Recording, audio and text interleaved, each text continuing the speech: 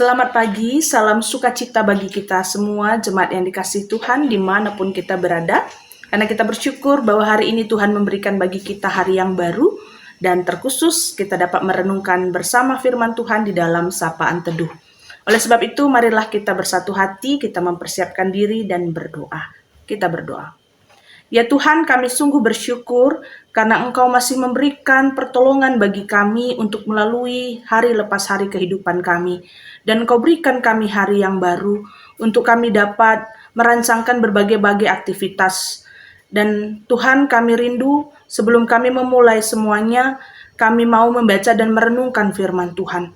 Terangilah hati dan pikiran kami agar firman yang kami dengar dapat kami mengerti, dapat kami lakukan di tengah kehidupan beriman. Di dalam nama Yesus kami mengucap syukur dan berdoa. Amin. Bersama kita membaca Mazmur 22 ayat 18-19, firman Tuhan bagi kita. Mereka membagi-bagi pakaianku di antara mereka, dan mereka membuang undi atas jubahku. Tetapi Engkau, Tuhan, janganlah jauh. Ya kekuatanku, segeralah menolong aku. Saudara-saudari yang terkasih dalam Tuhan, mungkin beberapa di antara kita masih ingat ada satu kuis yang sangat viral pada zamannya, yaitu Who Wants to be a Millionaire, di mana para peserta kuis itu harus berusaha menjawab pertanyaan dengan benar, mulai dari soal-soal yang mudah hingga nanti menjadi soal-soal yang sulit. Untuk semuanya berebut mendapatkan uang tunai ratusan juta. Siapa yang tidak mau? Yang menarik dari kuis ini, yang bahkan sampai saat ini masih kita ingat, ada tersedia 3 pilihan bantuan di saat peserta tidak dapat menjawab pertanyaan. Yang pertama adalah ask the audience, atau meminta jawaban dari penonton.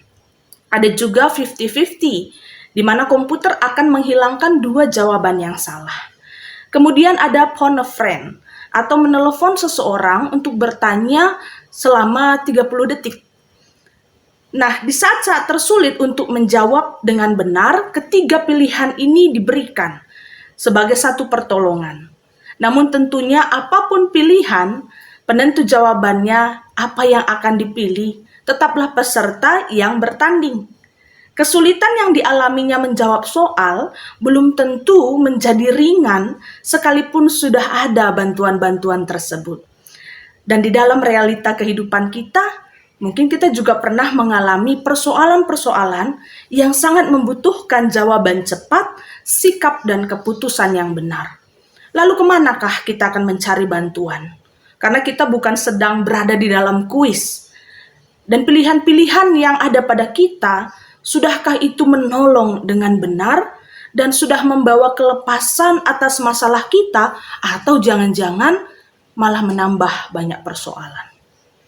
Banyak orang yang mencari jawaban atas kesulitan dan penderitaannya melalui pilihan-pilihan yang cepat, namun belum tentu tepat.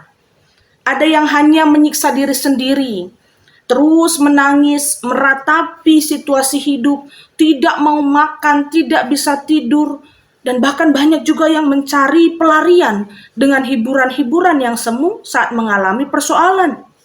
Ada yang sekedar mencari teman curhat, ada juga yang mencari teman untuk bisa tertawa sejenak. Dan kemudian saat ditinggalkan keramaian, dia kembali lagi pada kesusahan hatinya. Beruntung jika teman yang kita jumpai itu dapat memberi dampak yang baik.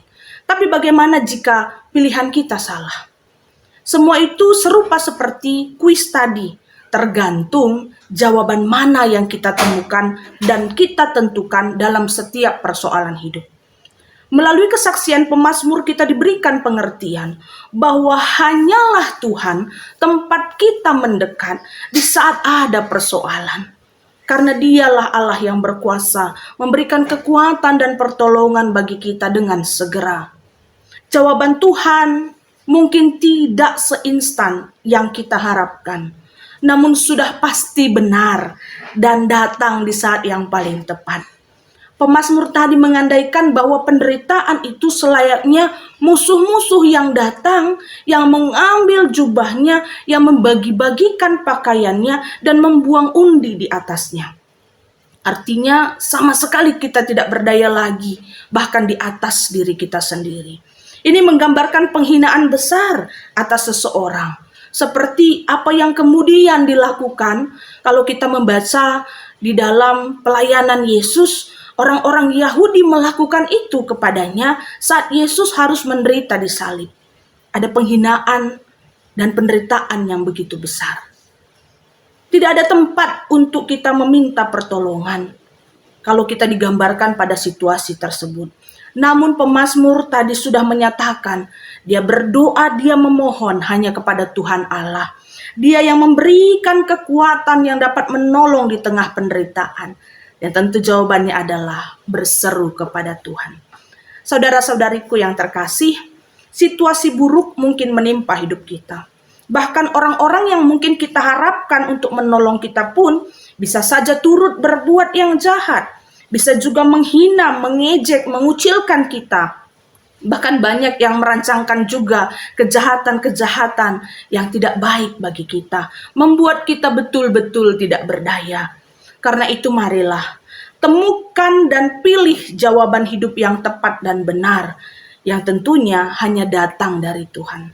Maka marilah baca firman-Nya, dengarkanlah, renungkanlah, nyanyikanlah kesaksianmu tentang Tuhan. Lakukanlah itu, perbincangkanlah firman-Nya, agar kehendak dan tuntunan Tuhanlah yang selalu mendekat dan menolong kita dengan segera.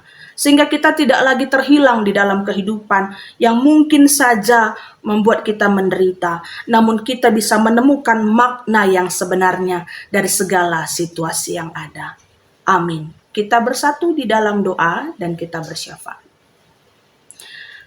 Tuhan, terima kasih atas berkat-Mu, karena firman yang kami dengar, biarlah itu dapat membawa kami mengerti apapun penderitaan persoalan hidup yang sedang kami alami, kami terus melihat kebaikan Tuhan yang memampukan kami untuk memberikan kekuatan dan menolong kami.